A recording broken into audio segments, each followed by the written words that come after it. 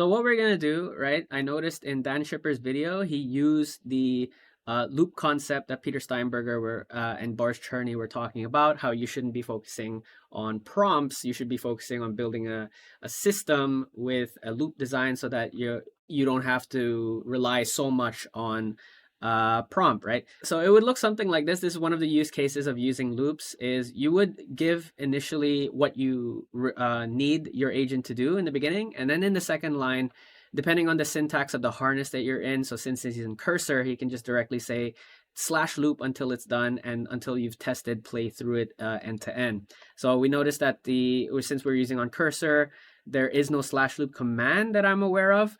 But we can rephrase it so that the agent here on cursor understands that, oh, this is very similar to a loop syntax. So Dan Schipper he turned a book into a game doing a one-shot prompt with Fable 5. And I thought this was a very interesting idea, right? We're going to be looking at book to game ideas. So let's maybe pick one of these, the ones that are the cheapest at least. I think the Odyssey would be too expensive. So we'll go from there. Perplexity has chosen YB Yeats' The Second Coming. Okay, so I think as a reference, right, The Second Coming poem is very image heavy, right? And if you were to visualize this, it would look something like this. Okay, very hyper realistic. So let's see if it's able to create it. So I'm just gonna copy this whole thing. Okay, that's pretty good. It's for validation, it's gonna use headless browser like Playwright to load the file and check for console errors. It's a big improvement in habit, I guess, for you guys as a user. I'm definitely sensing that this should be the next habit that we should be forming now, is rather than coming up with, saving a list of prompts, we would add to those prompts with loop syntax, I guess. So the QC part, definitely super important at this phase, from now on, to get these sort of output. But I think adding loops is inherently more expensive. Think maybe we could have gotten that 3D Chinese project done for less than $5. I'm assuming $5 or $6, but damn, it's like twice as expensive if you were to use loops for verification and make sure everything is nice. I think that's the way to use it now. Okay, this is still the planning phase, it seems like. It's able to already identify a key issue of how forces interact with the physics substeps. So the physics animation part is certainly a very hard thing to execute, even for smart models. So you'd see why loop syntax, mid-prompt, just using loops in general, activates your model to think about the UI elements, like seriously think about the UI elements rather than guessing it and just hand in the homework and job done, right? But man, this new way of working with AI is certainly very, very strong. I can feel it. I feel more busy now, if that makes any sense. Okay, it's been 10 minutes. Now it's writing the full the full implementation, the to-do list. All right, here we go. We got a plan now. The beast is mass plus momentum. Fixed step accumulator per substep. Vortex field. Man, this sounds like a really cool game. I'm really, really excited to test it. We got the JSON package.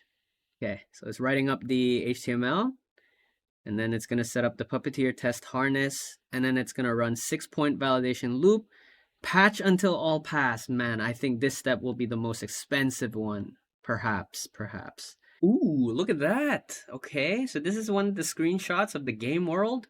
Exterior and first person mode. Wow, okay. I am genuinely excited. I am really, really excited. Okay. Now, of course, there's no ray tracing or DLSS 5 here. It's going to be like $100 project, my friend. But for now, let's just settle for this one. Okay, so not bad. All right, so it's actually pretty fast. We're at the third step of the plan. It's running the 6-point validation loop. Maybe it's not going to be as expensive as I thought it would be. I'm very surprised because think about it. Exactly last year, if you were to build something like this on Cursor, even with the best model at that time. You needed to have PRDs. You needed to, if you remember, you needed to do the BMAD method or something like that to get it to run smoothly. But now it's just as simple as giving it what your requirement is, and then slot in the loop system in there, and then just have the agent loop it, and you get something that is more than decent looking. So I think 1 year from now, exactly 1 year from now, it's just gonna be on a whole different level. So you see, stuff like this is very necessary where they're QCing it.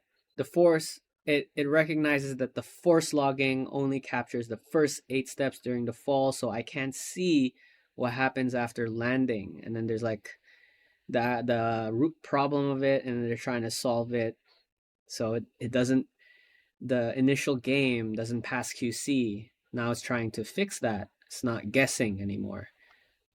It's visualizing it mathematically. Well, I don't exactly know how its vision capabilities work, but I am getting the sense that this is working. Like I'm looking at it right now, but I don't know the mechanics behind it. Wow, it's tracing grounded player state every 30 steps, so it's making sure it doesn't just look good on the surface, that it's actually playable after you've taken 30 steps. Maintaining the consistency of the game mechanics, that's very, very important. Wow, I should test this empirically in isolation. Whew. This is probably the most expensive step, much more so than designing the initial game. Because when there's a lot of physics involved, and then you instruct the agent to loop, to fix, and QC, you can see that there were a lot of problems, and they're resolving that right now. And you can see I don't ever have to prompt, or it doesn't have to ask me clarifying questions yet. Not once has it asked me any questions for this project. But for the last project, the 3D architecture one, it was asking about the photo upload. So it's nice to see one case they would also still ask you questions if you have the loop. But so far for this project, they haven't asked me any questions. So I think we're closer towards the end now. It's rerunning. So it's okay. There we go. So it's passed, but it failed for structure fragments. Beast accelerate failed. Ooh, look at that. It changed. Did you see that? Or was I tripping? 9 out of 11 checks passed. Okay.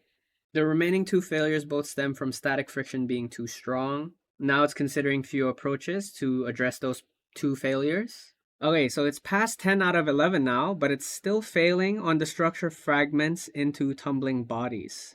So it's rerunning the validation. Yep, 10 out of 11 checks pass. So it's gonna think of another solution again for that failure. So I think we're lucky here that its initial validation passes 9 out of 11, because imagine if it's like 50-50, then it would take a lot of time to rerun those remaining failures. But at least now it's focusing on that failure. Sorry if this is a long video, guys, but it's really, really insightful. We look at the thinking blocks together and then actually see how they reason, how they think, not just with the new Fable 5 model, but also with loops. It's definitely a good habit to form now. But cost management needs to be up as well, like on your side. I think, need to plan out the cost before you use loop. I think that's one takeaway here. So this is one of my first tries of using loops for one-shot prompts. Okay, let's take a look. Pass. Still 10 out of 11 checks pass. That's not good. That's not good. So it's looking for even more solutions. Seems like that part is the hardest, right? All right, finally, 11 out of 11 checks pass. So surely, oh my God, we got one more screenshot review for visual tone plus final polish. But I don't think this will take long.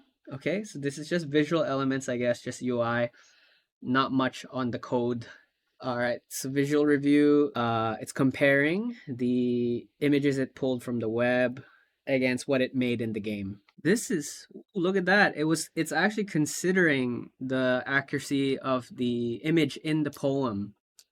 or at least the language in the poem. The disconnect is that the poem needs the collapse to look like the actual toppling and separation, not a neat compression. Wow.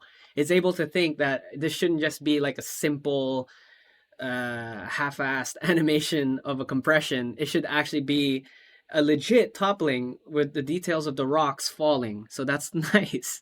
Really, really nice. Really impressive, man. Okay, it seems like it's wrapping up now. It's doing the full validation with the screenshot nodes. Please be all pass. Please be all pass. All right, it's deleting the temp files now. It's wrapping up. All right.